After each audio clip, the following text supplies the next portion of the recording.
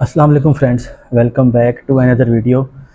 तो दोस्तों, कल पार्लियामेंट में राहुल गांधी जी ने, अगर मोदी को मोदी जी बोला जा सकता है तो फिर राहुल गांधी तो उससे बहुत बेहतर आदमी है, उसको जी क्यों नहीं बोला जा सकता।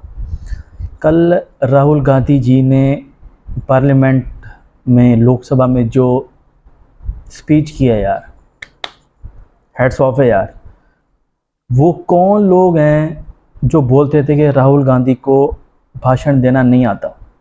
वो थे बीजेपी के सपोर्टर, राज ठाकरे जैसे लोग, जिन्होंने 14 में उठ के नरेंद्र मोदी का समर्थन किया, जबकि समर्थन उसने मांगा भी नहीं था। और फिर उसके बाद 2016-17 में माफ़िया मांग रहे थे, हमें माफ़ कर दो, हमने बीजेपी का समर्थन किया था। राज ठाकरे जैसे लोगों की बात कर रहा हूँ, इनको अपने पॉलिटिक्स का ही कुछ नहीं पता। तो कल जनाब जो राहुल साहब ने तकरीर की है, जिन्होंने वो स्पीच नहीं देखी, मैं उन लोगों को कहूँगा कि आप जाओ, आप जाके वो स्पीच देखो। राहुल गांधी ने जो स्पीच की है पार्लियामेंट के 35 के 36 मिनट की वो स्पीच है, लेकिन जो राहुल गांधी ने जो उसका एंड किया है कि इन्होंने मणिपुर में मेरी माँ भारत माँ को मारा है, क्या डायलॉग था, ज़बरदस्त। उसके बाद राहुल जी थोड़े से रोमांटिक हो गए। वो भी थोड़ी सी मेरी तरह की तबीयत के मालिक है, मैं भी ज़रा रोमांटिक तबीयत का बंदा हूँ, प्यार मोहब्बत की बात करता हूँ। सख्ती की बात जब करो तो फिर लोगों से बर्दाश्त नहीं होती, वो भी अभी आगे करेंगे। तो राहुल साहब ने जाते हुए यूँ किया वहाँ पे बीजेपी के बेंचेस को, अब जाहिर बात है बीजेपी के बेंचेस में औरतें भी बैठी थी। उन्होंने क्या किया, अब इस किस को बहुत ही गलत रंग दिया जा रहा है फजूल में। भाई उन्होंने पार्लियामान को उन्होंने यूँ करके खींच दिया, इसमें मर्द औरत का, महिलाओं का, गर्ल पावर, मी टू, क्या ये सब भाई, हम ये कर देंगे, हम वो कर देंगे, कर कुछ भी नहीं सकते ये बीजेपी वाले जो हैं ख़ास तौर पे। और ये मेरे भी कमेंट सेक्शन में कुछ बीजेपी के सपोर्टर्स आते हैं, अच्छा तो हम ये कर देंगे, हम वो कर देंगे, ये भला वो भला।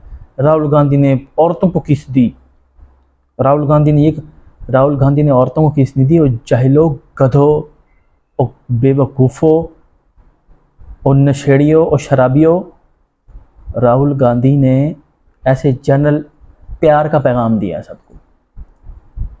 आइए ना समझ, बीजेपी वालों, शर्म से तुम लोग डूब मरो, तुम में समझ इतनी तुम में समझ है। घर के सोफे जो तोड़ रहे हो ना, जो पड़े हो घर, सिर्फ तुम्हें यही कुछ आता है बस। हराम की खानी आती है तुम्हें, पापा की पेंशन खानी आती है तुम्हें। गैस सिलेंडर बेचारे पापा साइकिल पे रख के लेके जाते हैं, भरवा के आते हैं, तुम्हारी इतनी औकात भी नहीं है कि तुम जाके गैस सिलेंडर भरवा के ले आओ। कीबोर्ड पर वो राहुल गांधी ने ये बोल दिया, राहुल गांधी ने ये बोल दिया, राहुल गांधी ने ये बोल दिया। बड़े सोफे पे हैं, बस ये कीबोर्ड वॉरियर्स चल रहे हैं, औकात को कुछ करने की कुछ भी नहीं है औकात। ये आगे समझ इन लोगों को मैं बोल रहा हूँ, हाँ समझ रहे हो ना, हाँ बस। दूसरा, ये जो किस था ना, ये सिर्फ बीजेपी के बेंचेस को नहीं था, कि हर उस बंदे के मुंह पे थप्पड़ था जो बीजेपी को सपोर्ट करता है। कि सबसे बड़ा थप्पड़ गौरव आर्या तेरे मुंह पे था, गौरव चंडाल तेरे मुंह पे था सबसे बड़ा थप्पड़ ये। गौरव आर्या, मेरी बात ऑन रिकॉर्ड सुन लो, गौरव के सपोर्टर तुम भी सुन लो।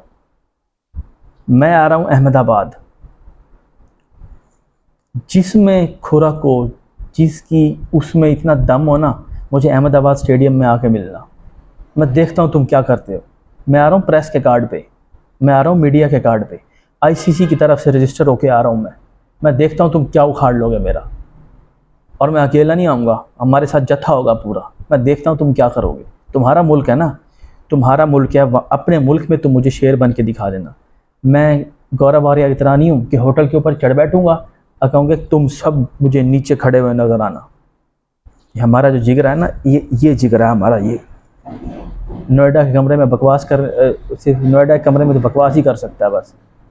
जिस दिन से बकवास करना शुरू किया, आज तक लंदन नहीं गया। लंदन जाना, कनाडा जाना, तुझे पता लगे हाँ तुझसे पाकिस्तानी खालिस्तानी कैसे निबड़ेंगे, तुझे लग जाएगा पता।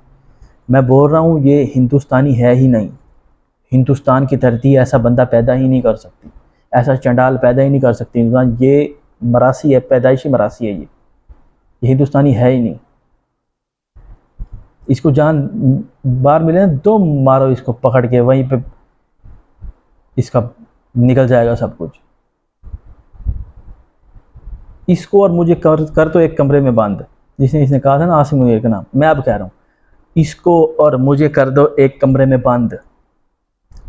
गौरव आर्या, ये देखो कसम उठवा के, जो गौरव आर्या ना बोले कि मैं जनरल आसिम मुनीर की नाजायज़ औलाद हूँ, तुम जो सज़ा मुझे दोगे मैं कबूल करूँगा। एक बार इसको मुझे कमरे में बंद कर दो, इसकी सारी आर्मी की ट्रेनिंग निकाल दूंगा मैं। घटिया आदमी, दो कौड़ी का आदमी, निकल हुर्र चल। दूसरा दोस्तों जो बात हो रही थी ना, वो ये हो रही थी कि तुम बीजेपी के सपोर्टर हो ना, अपने दिल पे हाथ रख के तुम सिर्फ मुझे एक बात बता दो, बस अपने दिल पे हाथ रख के तुम मुझे एक बात बता दो, तुम्हारी पार्टी, तुम्हारी गवर्नमेंट, तुम्हारा प्राइम मिनिस्टर आज तक बीजेपी पे खामोश क्यों हो? तुम सब, तुम्हारे सपोर्टर्स, गौरव टट्टी जैसे तुम्हारे सपोर्टर्स, आज तक तुम लोग बीजेपी पे, पूरी बीजेपी खामोश क्यों है? मुझे आज तक समझ नहीं आई इस बात की, पता नहीं। या तो उसकी ये वजह है कि आग तुम्हारी लगाई हुई है, आ रही है ना समझ बात, या तो आग तुम्हारी लगाई हुई है, या तुम्हें पता लग गया है कि अब आगे गवर्नमेंट नहीं आने वाली, कुछ करके फ़ायदा नहीं है। इन दोनों में से एक वजह है, या आग तुम्हारी लगाई हुई है, या तुम्हें पता है कि भाई अब हमारा पत्ता साफ, अब इंडियन इस्टेब्लिशमेंट यानी कि अंबानी जी कुछ और फैसला कर चुके हैं। और मुझे लग रहा है ये दो ग्रुपिंग बनी हुई है, मोदी, गौतम अडानी, राहुल गांधी और मुकेश अंबानी, और फैसला हुकूमत का अंबानी जी ने करना है। मुझे लगता है इंडियन इस्टेब्लिशमेंट में, आप तुम्हारी नॉलेज के लिए, और गधों तुम इंडिया में, तुम सुन लो, तुम्हारी नॉलेज के लिए बता रहा हूँ, इंडियन इस्टेब्लिशमेंट में कौन है?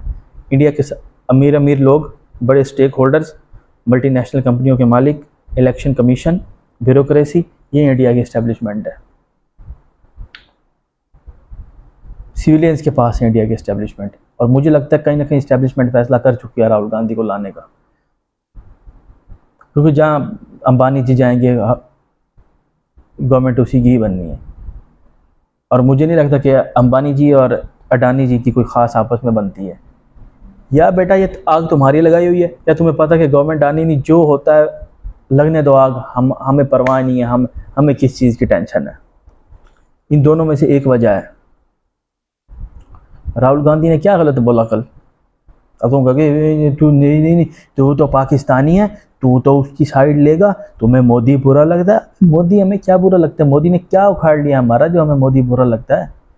मोदी ने अगर कुछ किया तो अपने मुल्क के लिए किया, हमारे लिए थोड़ी किया भाई। भला किया, बुरा किया तो अपने मुल्क के लिए किया, हमारा क्या किया मोदी ने? आर्टिकल 370-35 से हटता या नहीं हटता? कश्मीर तुम्हारा था और तुम्हारा ही रहता। 370 भी अगर रहता तो कश्मीर तुम्हारा ही रहना था। 370 हट गया तो तब भी कश्मीर तुम्हारा ही है। अगर 370 रह जाता तो क्या पाकिस्तान के पास आ जाता कश्मीर? पॉसिबल ही नहीं है।